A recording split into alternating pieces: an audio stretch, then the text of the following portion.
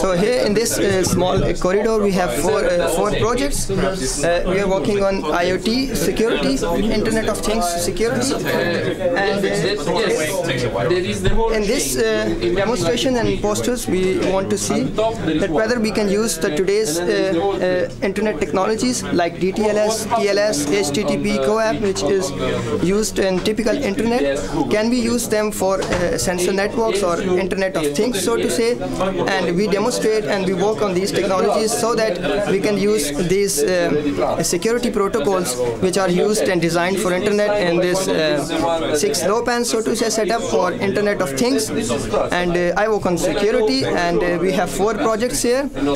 In one of the project, we are working on DTLS, which is datagram transport layer security, and we are actually extending CoAP protocol, and CoAP is constrained application protocol. And in this protocol, we try to implement a lightweight version of DTLS for CoAP. And then we have the next demo here, where we actually use TLS. TLS is a transport layer security, which is mostly used today in internet for like between web browsers and everything. And then we have intrusion detection system. And the next, where if we have other security solutions, still the attackers are able to disrupt the traffic. For that, we need a network-wide intrusion detection system.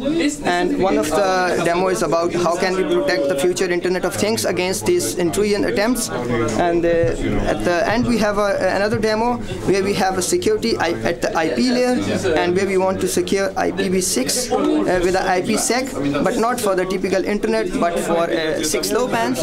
And in these 4 demos, we collectively, the main theme and the main aim is to secure the future Internet of Things with state-of-the-art standard protocols.